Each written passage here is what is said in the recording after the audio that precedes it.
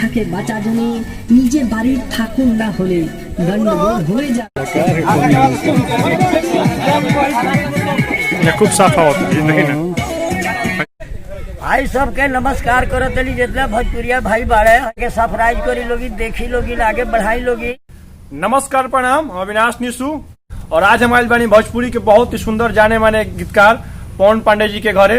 और यहाँ के मालूम चल कि बाबा कुछ अलग तैयारी में बानी, कुछ अलग प्रोजेक्ट तैयारी में बानी। ताई बाबा से जानता नहीं कि बाबा कौन सी के तैयारी में बानी और बाबा आज क्या करे वाला बानी। नमस्कार प्रणाम, जितना लोग देखा था सबको गोड़ छुके गोड़ लगता नहीं हम पवन पांडे। तैयारी तो नया बोले वाले लेकिन आँख में आज बहुत तकलीफ। और आज हमने के साथ है इसके स्टूडियो हमने के रसूलपुर में भाई संजीव शर्मा जी। और अभी एल्बम के बहुत सारा यहाँ के शूट भी करता नहीं। और यही क्रम में आज खेसारी लाल यादव जी के एगो शूटिंग बा जन के पहले गाना सुनले बानी सरकार चले लेगा। बहुत ही पॉपुलर गाना बा और बहुत अच्छा यूट्यूब पे अगर व्यूअर बा जन के खेसारी म्यूजिक वर्ल्ड से बा। हाँ, बहुत अच्छा गाना के व्यूअर बा। तो मैंने ओकरे वीडियो के हाँ ओकर खेसारी बाबू वीडियो बम्बई कर चुकल बा। अच्छा अच्छा, लेकिन हमने के गांव के कुछ लोग में कुछ मतलब नेचुरल चीज दिखावे के चाहत नहीं, दर्शावे के चाहत नहीं कि जो लोग बाहर गांव कुछ देखे। हमने के हमेशा अलग तरह के प्रयास बनी। हमने के हमेशा अपना गांव के लोग के चाहिए से कि डेवलप होके तो चाहते हैं कि अच्छा वीडियो बा, सामाजिक वीडियो बा, तेमें कुछ गांव के लोग के भी रोल दिखे सब लोग के सामने। और ये शूटिंग संजीव जी करब। नमस्कार, मैं संजीत कुमार। अब चले के अभी भीड़ लगा कोनो फायदा नहीं है, जौन काम देखे के बताओ एकदम डायरेक्ट स्पॉट पर चलिए। हम लोग निकल चुके हैं खेसारी लाल के जो गाना सुने थे अब सरकार चलेबे का, उनके राइटर पवन पांडे जी के साथ लोकेशन पे। और वहां जाके आपको वीडियो बना के दिखाएंगे कैसे वीडियो शूट हुआ और किस तरीके का ये वीडियो है। तो आप लोग वीडियो को देखते रहिए।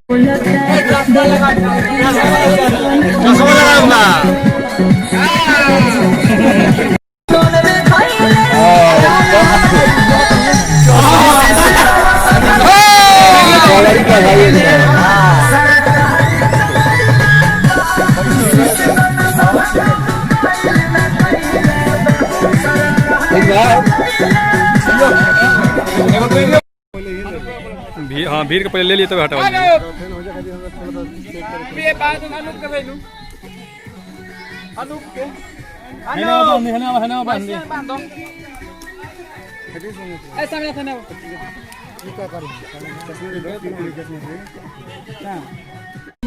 থাকে বাঁচা জনে নিজের বাড়ির ঠাকুর না হলে গন্ডগোল হয়ে যাবে। নিজেকে সাফ রাখুন, এইখানে বিনা কামকে না আসবো, নাই তো পুলিশ আসবে। কোভিড-19 থাকে বাঁচা জনে নিজের বাড়ির ঠাকুর না হলে গন্ডগোল হয়ে যাবে। নিজেকে সাফ রাখুন, এইখানে বিনা কামকে না আসবো, নাই তো পুলিশ ভাসবো। না তো খালে নাই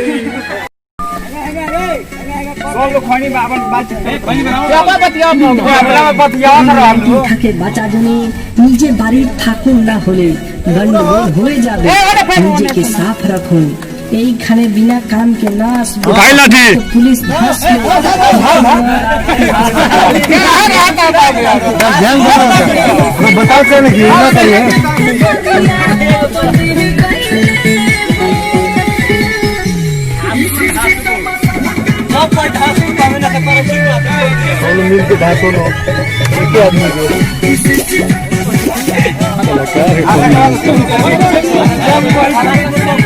खूब साफ हवा देखिए। बहुत ही अच्छा गाना है खेसारी लाल के जो गाना आइल बा सरकार चलेले बिया के शूटिंग बहुत ही जोर शोर से खेसारी लाल जी के गांव में हो रहा बा। और यहाँ के हमने के मिली सब खेसारी लाल जी के पिता मंगरू यादव जी से। और आई वहाँ से दो चार सब सुनी मंगरू यादव जी के का मंगरू यादव जी कहे के चाहता नहीं। आई सुनी मंगरू यादव।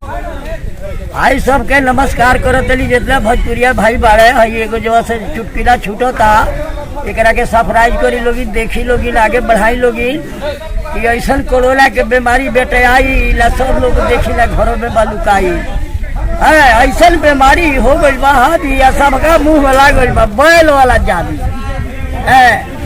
तो देख देख जियरा कोरोना से डराता है। देखने भाई बढ़िया बढ़िया पढ़ा लिखल वाला लोग के वकीले हेराता।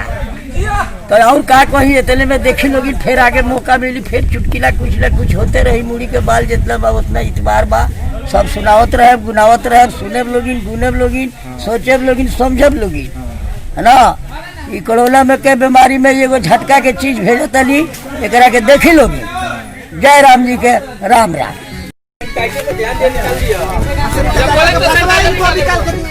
जब बोले तो सैनिटाइजर निकालेगा। हाँ जब बोले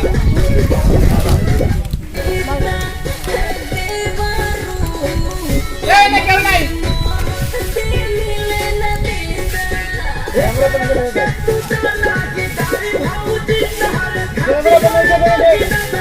यहाँ तो तनी घूमता है जानी है। चलो ना सैनिटाइजर निकालो। आओ तो भाई मारे लगी था। यहाँ तो पूरा हाथ मार। अभी हम ट्राई करेंगे। कैमरा पर सुनते एकदम मत करो। निकालो। वो में से सैनिटाइजर निकालता हूँ मैं।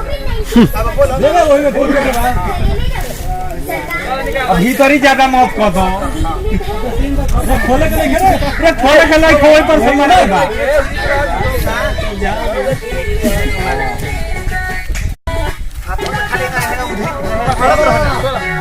बोले लगे।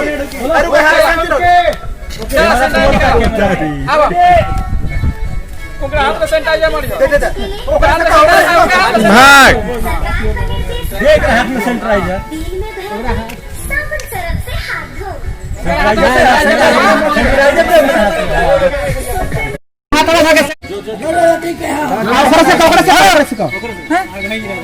ऐसा नहीं कौन है हाथ में है ना ताकत हल्का कैमरा की तरफ बतियाओ मैं बता क्यों का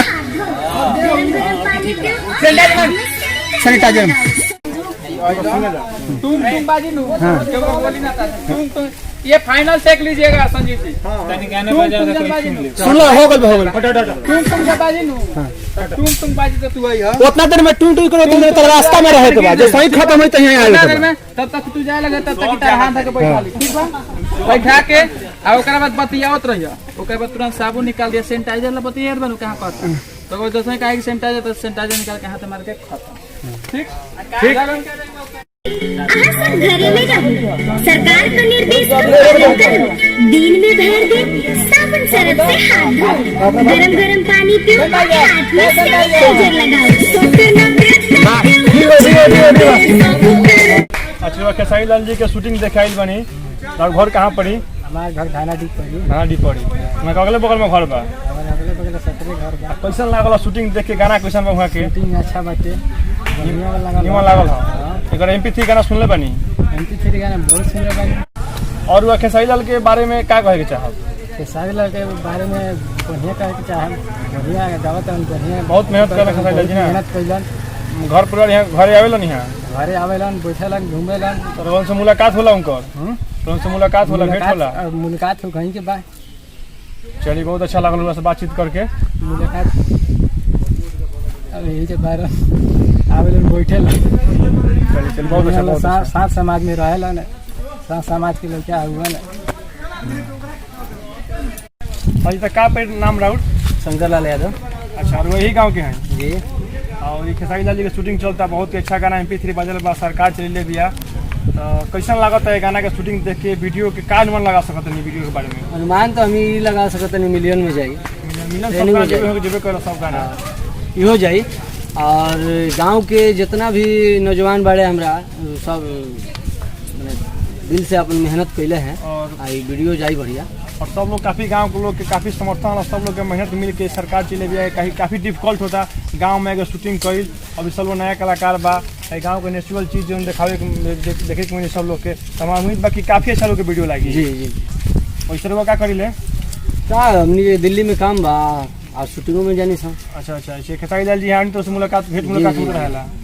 ऐसे इंसान क्वेश्चन हुआ कहीं खेसारी बहुत लाल जी? बढ़िया बढ़िया। मैंने गांव भर का समर्थन, गांव के लोग के मिलजुल के सब लोग के हेल्प दुख सुख में शामिल हुआ रही ले। चलिए शंकर लाल जी बहुत अच्छा लगा उससे बातचीत करके। और ये वीडियो के क्या कामना करें? वीडियो तो दर्शकों वीडियो से हम कामना करें जो सब भाई देखी, सब्सक्राइब करी। और सब भाई से ये हाथ जोड़ के निवेदन बा जो इस चैनल के जहाँ से जहाँ तक लगे आप आगे बढ़ाइए। और सबके साथ में आप पहली बार ये हमारे गांव में और वीडियो शूट भइल बा, तो सब भाई से यही निरोध बा जो आप वीडियो के ज़्यादा से ज़्यादा लाइक शेयर करें। चलिए बहुत अच्छा लगा शंकर जी से बातचीत करके। फिर कोनो अगला वीडियो में हमने मुलाकात फिर हमने हुई।